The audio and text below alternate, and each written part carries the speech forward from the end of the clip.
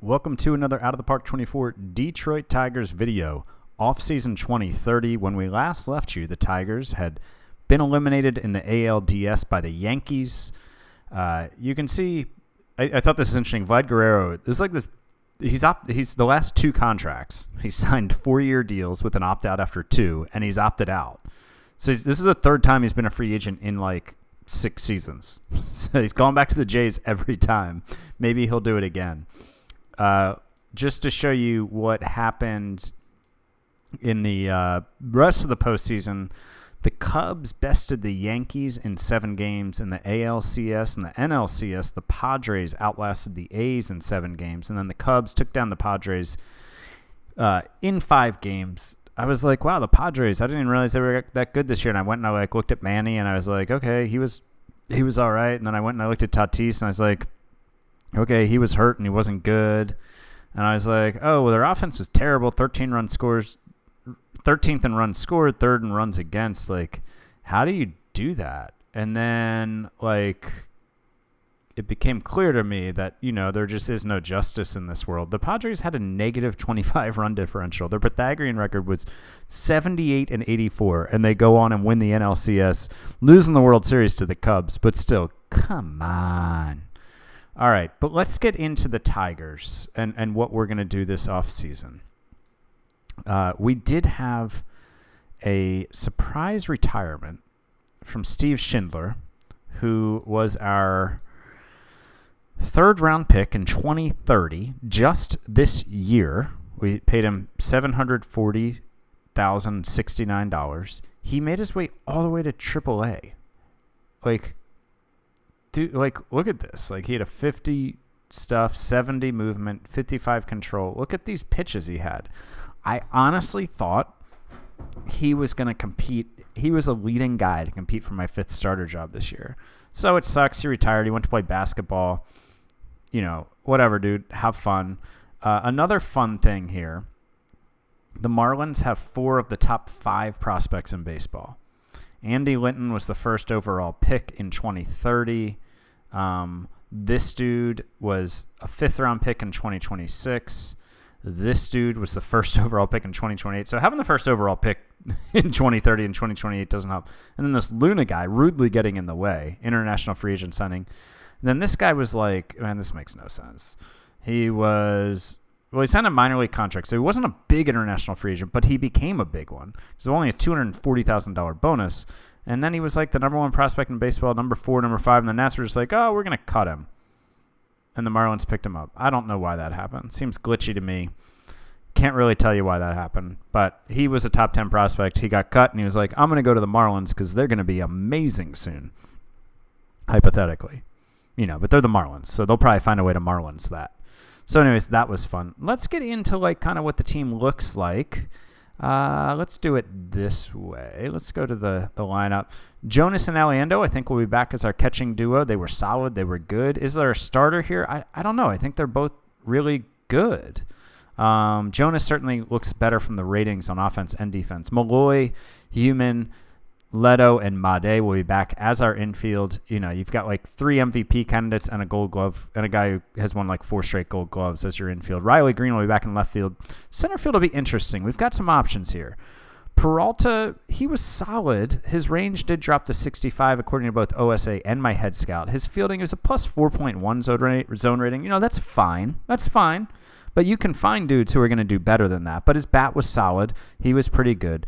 Varsho was a nice minor league pickup. We're going to say thank you very much. We're going to send him on his way. We're not really looking to bring him back unless at some point he wants a minor league deal.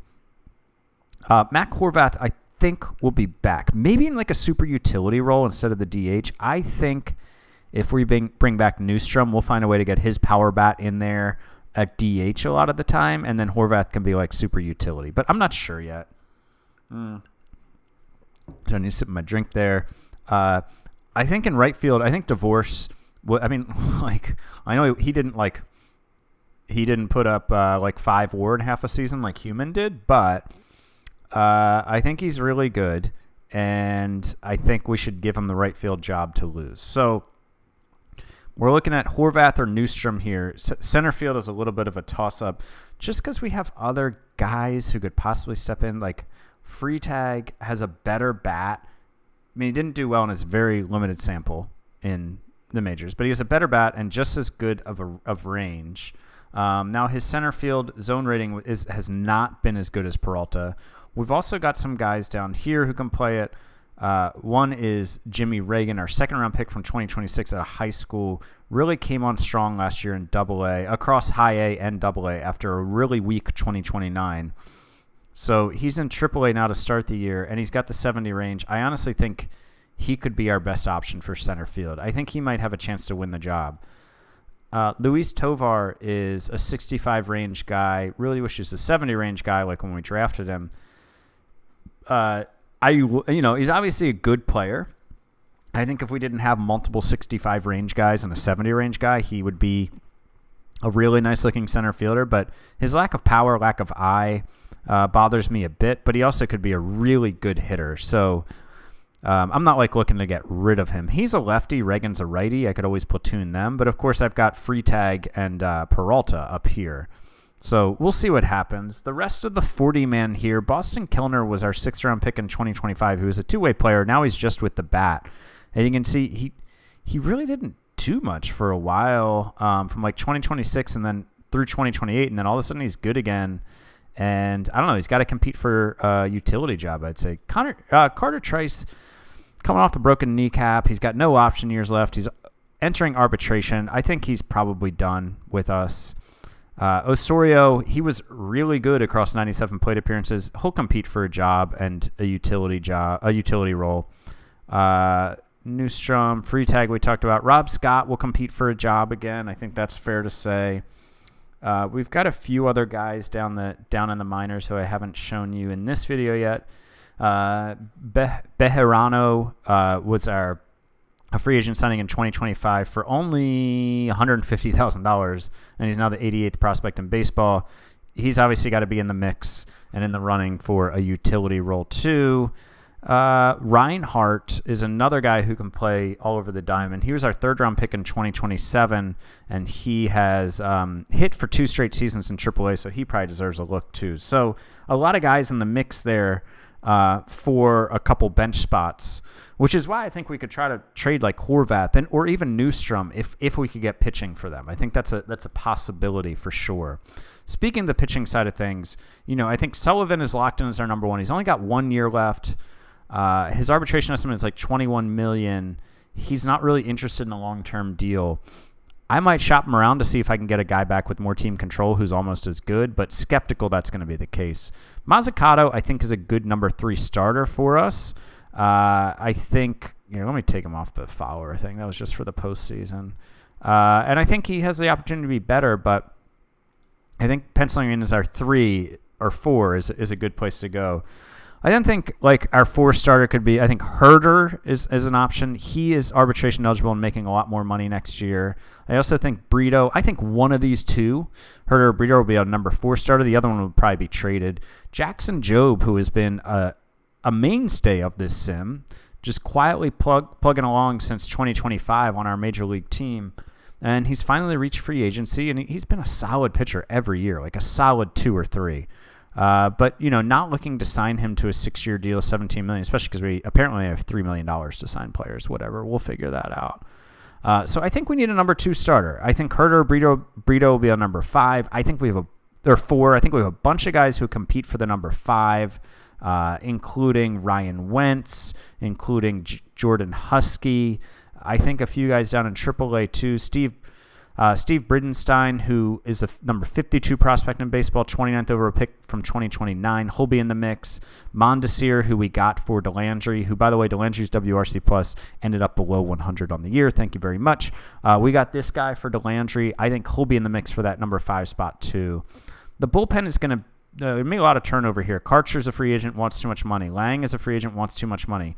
Brass is a free agent, wants too much money. So our 3 top righties are all gone. I think Lally is going to need to step up. I think we're going to need to sign a righty arm at the back end of our bullpen too. It may end up being one of these guys that we bring back. But that's kind of the gist. So I think deciding who is our center fielder, I think deciding Newstrom, Horvath, Trice, all those guys, and also some of the center field guys, Peralta, Reinhardt, I think it is, Tovar, all those deciding, like, can they be bait to bring in a really good arm? Because we need starting pitching, right? I think that's the big decision. And then we'll shop around Billy Sullivan briefly to see, like, if I could get a really good starting pitcher plus another piece who have more years of team control, like, we'll look to do that.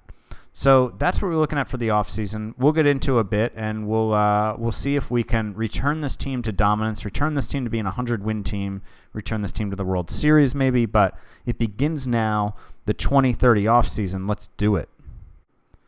So we've made several minor trades, and let me just show you what that did for us. If you remember, our total money available for 2031 was about $3 million. It's now 19. So we've shaved off a bunch of money, and I don't really think our team has gotten worse in the meantime. I'll let you be the judge of that. We traded Christian Montes de Oca, who was really a solid back end of the bullpen arm for us for a little bit of time in this sim. If we just go to like Major League, he pitched really well for us for several seasons, basically 2025 through 2029, or I guess 2028, and then 2029 kind of fell off and continued to fall off, but he was still making some money here because we signed him to a 4-year deal back in the day, trying to save money before he became our closer, which he never really happened. So we traded him. You see he's taking 2.5 this coming year, 3 the following. We retained 25%, which is hundreds of thousands, whatever. And we threw in a guy who's a 20 overall, no big deal. And we got Anthony K. Why do we get Anthony K? Because he was arbitration eligible, and we were just going to not offer him arbitration to get his salary off the books. So basically just getting rid of 75% of Montes de Oca's salary. But we then shopped K and Lastra, who's nothing minor leaguer for us, and we got Noe Taribo in. And I think Taribo, when we traded for him, he had a 55 stuff, so it went down. Boo. He's been a good pitcher in AAA for several seasons, and he's only gotten 7 1/3 innings in the majors. He's 31, but honestly, I think he's almost as good as Brant Herter or Johnny Brito. I really do. Call me crazy. It's fair. Here's Brant. Brant's a bit better. That control's way better. Yes, we traded him. Brito, yeah, he's a bit better. They were making combined like $11.5 million, though. Taribo is making the league minimum. I'll take a chance on my 4th starter with Taribo to save like 11.5 or whatever it is, right? So we got Taribo in. We immediately traded Brito to the Mets for this minor league reliever who I think will be a relief piece for us soon. I think maybe as soon as this season. We then traded Brant Herter and a nothing minor leaguer. Basically just a salary dump, getting rid of Herter's $6.25 million he's making next year. We got a minor league bat who I don't really hold out much hope for, but again, we were just dumping salary. So those are the moves that we made. And again, that was just, I think in the end, like, Toribio has the inside track on our 4 starter spot, and he's making the league minimum, and we don't have Herter or Brito anymore who are making 11 or 12 million combined, and I think we'll be fine with that, honestly. Like, we've got options like Ryan Wentz, Jordan Husky, Lally. Honestly, maybe I should have him in the starting rotation instead of penciling him in for our bullpen. How much does this stuff drop? Pretty decent looking starter, to be honest. Might want to throw him in to the mix to be a starter. Should we do that? Should we just be like, yo, you're our 4? Or, I mean, I think he could be our backup too, honestly. But we're losing a lot of bullpen guys, and this guy's had success in the bullpen. So I think we'll leave him there for now, and he'll be a backup type option for the starting rotation. Award season is upon us, and the wildcard team who snuck in on the last day of the season won a lot of awards. Let's get into it. Kevin Made did win, his 5th straight Gold Glove? Yeah, 5th straight Gold Glove. Riley Green also won one. He's won 4 in this sim. If you remember Jose Ferrer, he was one of the dudes we traded to get Sandy Alcantara. One of the main dudes we traded in that deal, and he's become just a pretty dominant reliever for the Marlins. He's 30 now. He's about to be a free agent, it appears. Silver Sluggers, we got Malloy, we got Leto. I think that was it. Yeah, Malloy and Leto. Rookie of the year, obviously Daniel Human got every first place vote. He put up 5.4 WAR in 91 starts. I mean, next guy, I mean, sorry about your luck. You put up 4.5 WAR, but it took you a full season of games to do it, dude. Get out of here. Daniel Susak, a rookie at 29. I was going to say, he's been around, man. Drafted in 2022. Maybe that's why I know his name. He was a first-round pick of the A's in 2022. So 2029, he made the pros. Good for him. NL Rookie of the Year was Mike Worthington, who was their second-round pick in 2027. Oh, a two-way player. Oh, okay. He put up 2.8 WAR as a starter. He put up 3.1 WAR as a batter. Good work, dude. Pitcher Cy Young, you know, we had Billy Sullivan here get one vote. He came in second place. Nobody else on the list from us. National League Cy Young, Hunter Barco of the Rangers, who was a minor league free agent signing in 2025. Interesting. So he's a real-life second-round pick of the Pirates, but the Pirates eventually released him in 2025. And he bounced around to like 3 different organizations, and then I guess went to Driveline, and all of a sudden became a top 100 prospect, and then delivered on it. Now we're to MVP. You can see Malloy and Leto, numbers 1 and 2, but Leto does not win his third straight.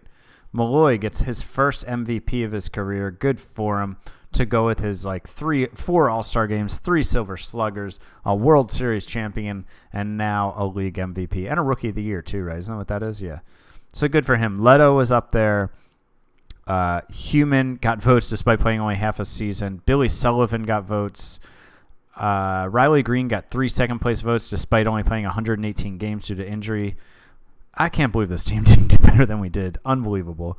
NL MVP Eddie Thompson, this dude, you know him possibly because he won it last year too with 8.5 WAR. This year he put up 8.1 WAR. It is hard to put up that many wins above replacement by hitting 3 home runs, but here he is out here leading the league in on base, playing a stellar shortstop. This is just a stud. 7th overall pick in 2026. He's hit the 99th percentile of his outcomes, I'd say. Oh, Kyle Tucker getting some votes for NL MVP. Good for him. Gunnar Henderson getting some votes. Good for him. Tim Anderson, yeah, at age 37. Wow, Tim Anderson is not slowed down. Wow, look at him. Look at him go. Okay, cool. So that's where the offseason's at. You know, I don't know that they're going to be any of their big trades right now. I think there could be some trades. I think we obviously need to bring in a number 2 starter, and we're going to look at and some bullpen guys too. Like, I mean, honestly, like if you take away all the guys that are free agents, like it gets ugly in a hurry. Let's do that. Like we basically got. I think Brash can be a setup guy. I think. Wait. Brash is a free agent. I think I got rid of Marquez is not. Right, there it is. Okay. So I think Brash and Lilly can be setup guys. I think Husky has proven himself to be a middle reliever. That's fine. A bunch of these guys are gone. Some of them are young.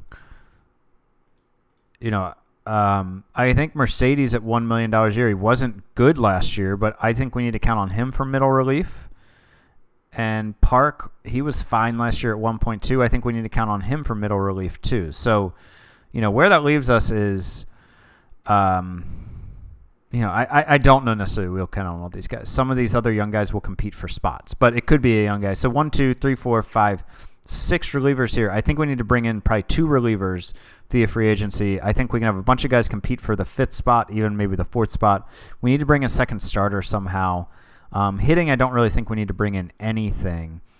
But, yeah, I think a deal could be in the works here with some of the depth we have that I showed you early in the video. But let's get after it. Let's see what's out there in free agency. Maybe there'll be a really good deal that we like. If not, we'll make a big trade. But yeah, let's get forward with it. Let's get into this. Let's get ourselves a number 2 starter and keep trying to build this team back to a 100-plus win team. Okay, so we're up to December 10th. The winter meetings have ended. Not a whole lot has happened. Honestly, the trade market is a little dry right now in terms of trying to get a top starter. We have made 2 smaller free agent signings. Luis Heel who, as a reliever, great stuff. He wants to be in the starting rotation. I told him he would be. I don't think he's going to be. Don't tell him, though. But he also is extremely popular. We signed 2 relievers who were very popular, and it cranked our fan interest up by 10 points. But Heel had a nice year in Ottawa last year. He can also start. His stuff goes down to 60 when he starts. But I think he's a decent bullpen arm for us. Same thing with Daniel Palencia, very popular across the league, and put up 1.5 WAR in 90 innings, including 9 starts for Tampa Bay last year. So 2 guys who have some really good pitches and some really good stuff. They'll throw in our bullpen. Heel is only making 3.4, Palencia only 1.24, so very affordable salaries.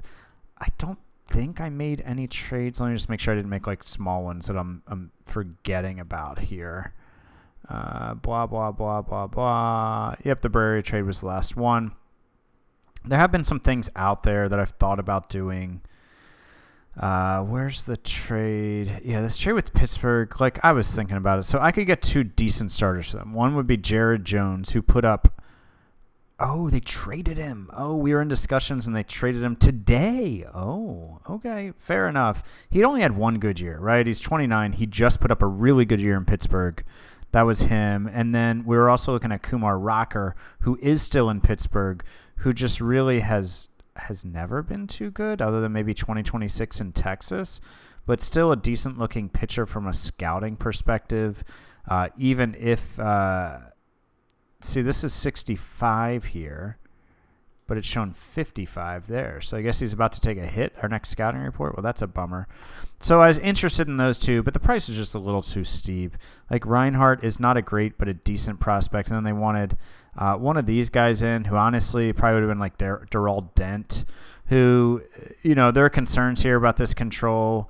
OSA thinks he's a little better with control. So, yeah, I'm going to keep plugging away. I did make a joke offer to Shane McClanahan because no one had been interested in him. So I was like, let's just send an offer out there. That way, when he is ready to negotiate, he'll come back and let me know. Oh, wow, he's come way down. So he was asking, so, whoa, he's come way down. This is just new. So he was asking for 7 years, $22 million, right? I offered him 4 years. My wife is in the room now. I offered him 4 years, $10 million, and he came back with basically, are you going up to bed? Okay, good night, I love you. We'll have to cut that out later, just kidding. So I offered him 4 years, $10 million, and he came back with something similar to what he wanted, and now he's come back with a totally reasonable ask. It would cut into a lot of our budget left. It is, this is way more years than I want to give him at 33, but he's been a totally decent pitcher, and he still looks pretty decent. Wow, that is news to me. Yeah, I mean, he's been really good the last 2 years. It's news to me that he's willing to come back and be actually, I was overestimating my value by $10 million on the open market. Please insult me with another offer. And I'm happy to insult you with another offer. But let's go back down to our neighborhood. Let's go 3 years. Let's go 11 mil. Why don't we do that? Not bad, not bad. Oh, he's back to the 5-year thing. Dude, I can't give you 5 years. You're 33. I know you're pitching well, but yeah, so that's something to keep an eye on for sure. There were a bunch of guys that did sign. Let's see, Vlad went back to Toronto, 4 years, $111 million, and you can bet your ass it's got a player opt-out after the second year. This is the third straight contract he signed like that. I love it. It's one of my favorite storylines of the sim now is Vlad and his opt-outs. Benny Montgomery, who is a stud center fielder, signed a 7-year, $190 million deal in Ottawa. Sandy Charles, who did nothing for us as a reliever, signed a 3-year, $14 million deal in New York. Go for it. Tink Kent's a 5-year, $76 million deal to go pitch in the desert in Arizona. Cody Bolton to Kansas City for 5 years. And then, where is it? Freddie Freeman, 1 year, $26.4 million to the Cubbies. So in our division, right? And, yeah, he's been really good. But he's at the end of his career. He tailed off last year. We'll see what the Cubs can do with that $26 million deal. But I think the McClanahan thing is something to keep an eye on. The trade market, honestly, I've tried to shop around some of my prospects and just like nothing, to be honest, nothing's really been coming up. But we still need a starter. I think that's for sure. We need at least one starter. And we'll keep plugging away. Hopefully Shane McClanahan will come crawling back soon. But that's where we're at for now. All right, December 26th. Happy Boxing Day. Happy day after Christmas to those who celebrate. Julio Tirado has joined our club. Rule 5 pick from Kansas City. Maybe we'll keep him. Maybe we won't. He was okay for Kansas City last year in 54 innings. We have a lot of guys, high stuff guys with a couple really good pitches in our bullpen that are similar to him, but he just adds depth and like a possible pop-up guy, right? A possible guy who just like, oh, this is the year when he randomly puts up like 3 WAR as your stopper or something, right? Like that kind of guy. So I don't know how long he'll stick around our team. The starter situation is the same, but timeout, we've been in intense negotiations with the Braves. Let me show you. Like, look at all this. Like, this is since the 20th, just back and forth. And so originally I was looking at Francisco Ramirez here, a 27-year-old starter who has only had 1 year full time as a starter, and he was pretty good. I mean, he's 27. He just turned 27, and he looks like he's already put maybe like a league average starter, but I think he's got room to grow here with this profile. OSA is not quite as high on him as my guy, I guess, but still pretty high on him. He is signed to a deal which is pretty reasonable, even if he just kind of does what he's doing now. 5 years, $39 million. He just signed it in the offseason or during last season. So we're trying to get him and David Delgado. Delgado would be a reliever, basically like our ace reliever, but getting Delgado in there, like, it was just making it too expensive, basically. So I've gone back to the board here and asked for just Romero to come in and basically be, I guess, like our number 2 starter. He's not as established as some of the other guys I'd like, but I think he's got the talent. And we'd only be giving up Fabio Peralta, who was our center fielder last year, but as we talked about, like, the range has slipped and we've got other options who can take the job from him rather easily, I think. So then we're looking at throw in basically like a nothing guy from here. Here's the oldest guy, so we'll probably just throw him in. He's an international free agent signing from 2025 for $200,000, so no biggie. We'll throw Yorba in here and complete the deal. It was going to be a bigger deal, but there were some names that they wanted to include that reliever that I just wasn't willing to give up. Is Romero popular at all? Fair. Is Peralta popular? No. Okay. So we'll go ahead and complete that trade. And by the way, our fan interest has started to dip because of the fact that we're starting to lose some guys like Karcher, whatever. One of our relievers from last year left and it dipped. So hopefully none of the other guys will leave until we've sold a lot more season tickets. Because if we can keep at this pace, dude is willing to increase our budget by like $8 million next year. So Romero will come in. He will go onto the team. Is it a stretch to say he's a number 2? Yeah, I think that's a stretch. But, we're going to let him do his thing. We're going to lower Mazzucato too. Toribio, I don't know. It seems like the Pirates really want to trade Kumar Rocker, who I might be more comfortable with here. Or maybe I bring in Rocker and put him in a bullpen piece. But honestly, we've probably got enough guys. Like Lally can start, Heel can start, Husky, Palencia, Wentz can start, and then a bunch of other guys here who can start too. Yeah, I don't know. Maybe this is going to be our rotation. We don't have a slam dunk top 3. I think we have a slam dunk number 1, and then maybe 2 guys who might be decent number 3s. Toribio, I think, is a bit of a wild card. I would love to bring in another starter, and I have put an offer out there to Logan Webb, a 1-year, $3.1 million deal. He hasn't necessarily been great in a while, but he's been solid. At 34, I think it's a pretty low-risk deal. maybe he can come in and provide some stability for us. We'll have to see, but I'm willing to make this deal, to the 1 year deal to him. What would that do to our rotation? I'm not totally sure. I think Toribio might be the odd man looking out. He does have options, I believe. Oh, no, he doesn't have options. I thought he had one left. So, yeah, I don't know what it would do. It might give us a little roster inflexibility that we don't necessarily want with Toribio out of options, Rule 5 dude coming in. So, I don't know. We'll figure it out, though. I'm just trying to accumulate a lot of arms and hope that a couple guys step up and become a dude for us. So, what does this do for our center field picture now? Well, I think Jimmy Reagan is definitely in the picture for us. I think Chris Freitag is probably the leader in the clubhouse to start opening day as our center fielder.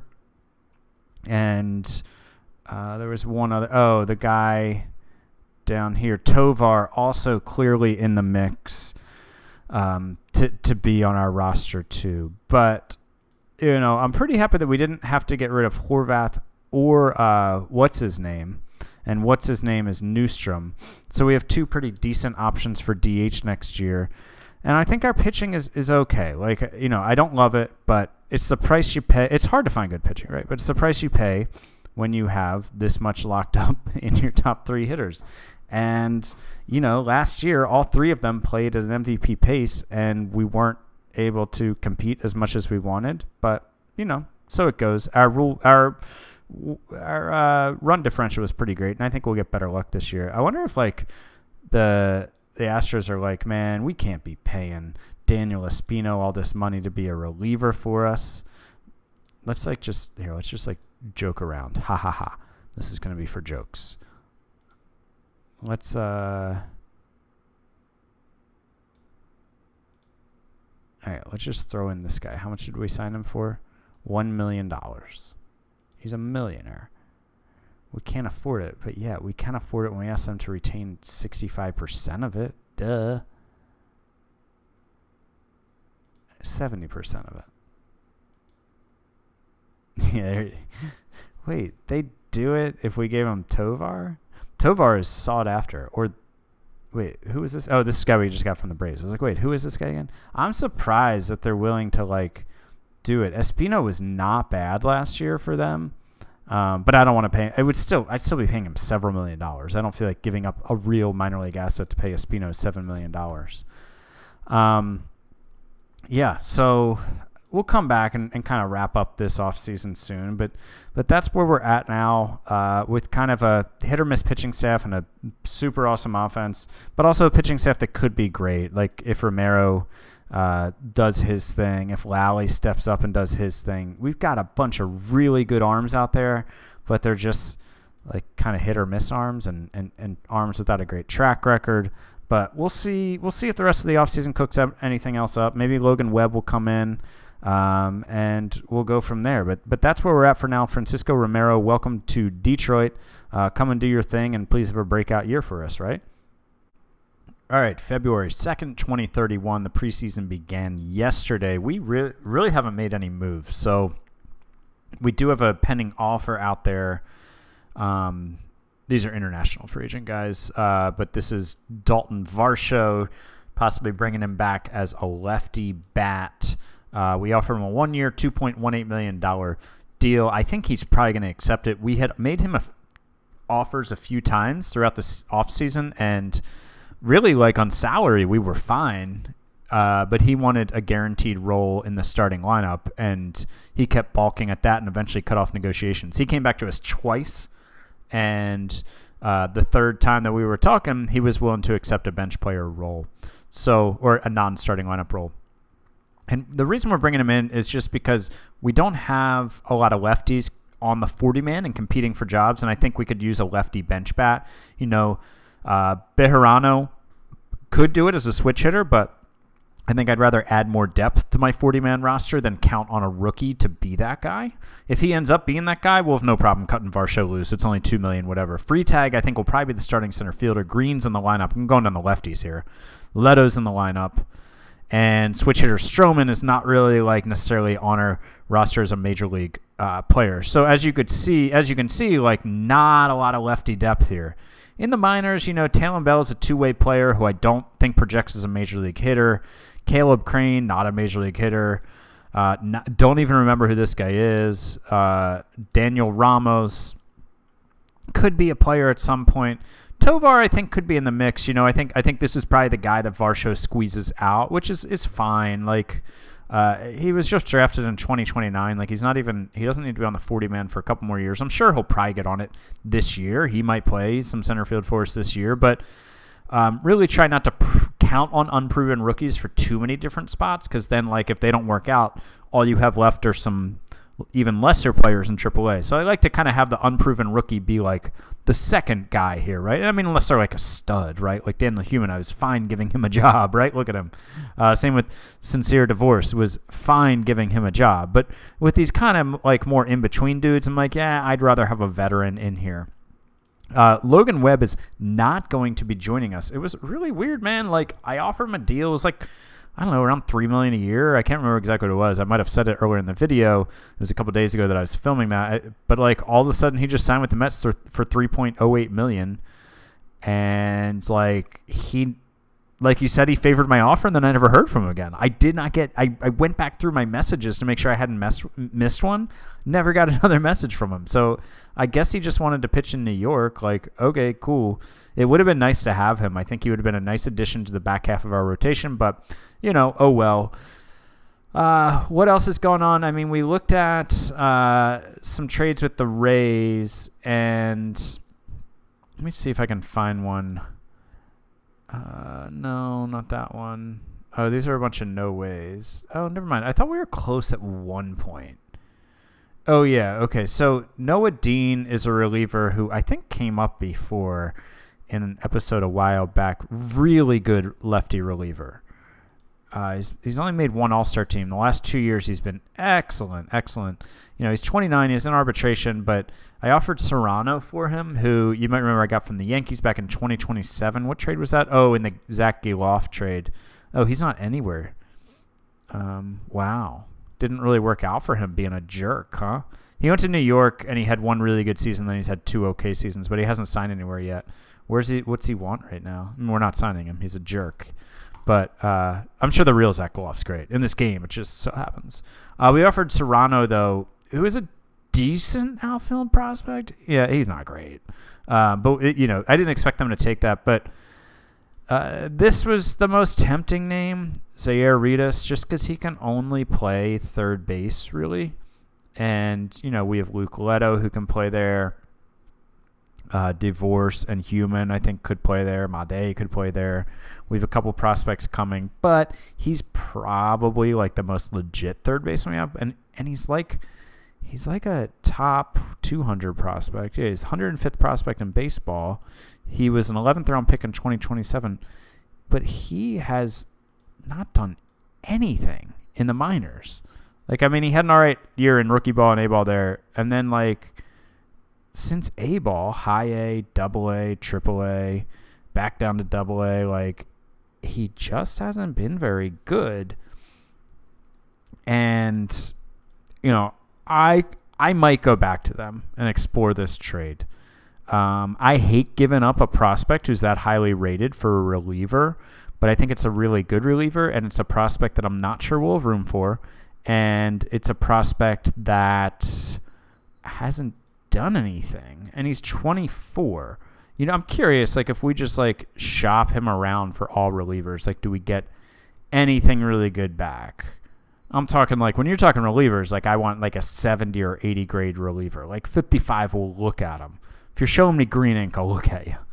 I mean, Evan Phillips looks like a really good reliever, but he really hasn't done a lot. Like, his numbers aren't dominant like Noah Dean's are. Here's another 55, is just 26. So he's probably a starter. Makes him even more tempting, I'd say. Joseph King, also a starter. None of these guys are wowing me, though. There's some more. Oh, Doval we could bring back. How old is he now? 33. Still throwing 101.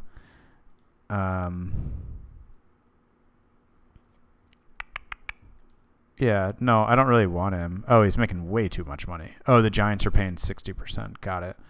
Okay, who's this guy? Schoenwetter. Probably, yeah, he's probably a starter. I was gonna say borderline starter. Rubio for the Pirates. Halfway interesting arm, who is only 27. I just don't know that I necessarily want to trade Reedus for a reliever. And there's some good players I'm being offered, though, to be honest. There's some... Oh, who's this guy? Godoy? Whoa. I mean, that stuff is going to jump down when he starts. He hasn't had really hardly any major league experience, but that's he's outspoken. I don't know, man. Sometimes those guys turn into disruptive guys. Maybe I'm making that up, but I think so. I think that's true. Ronan Kopp, who was, Phillies sim legend, I think. He was a Phillies early draft pick for me in the Phillies, was around my rotation. I think it was Phillies. Maybe it was O's. I don't know. But, yeah, I mean, there are a bunch of decent relievers here, but I don't know that I necessarily need to give up a pretty decent prospect for a reliever at this point. I think if it came to the trade deadline and we really needed one, maybe we could talk about that, but I don't think we need to force a deal here. So, anyways, I'll go back to the Rays maybe and talk about that one dude for them, Dean or whatever his name is, but none of those other dudes stand out to me the way Dean does. In the way that, like, his ratings do. I mean, an 80 curveball, 75 fastball, 80 stuff. And also, like, he's put up over 2 WAR the last 2 seasons at the major league level. Pretty decent injury history. He's had 1 elbow injury 2 years ago, and was totally healthy last year. So, I'm going to go back and revisit this with them. I wouldn't do it, Reedus for Dean straight up, but if they put a sweetener in there, maybe I'd do it. But that's the end of the offseason episode.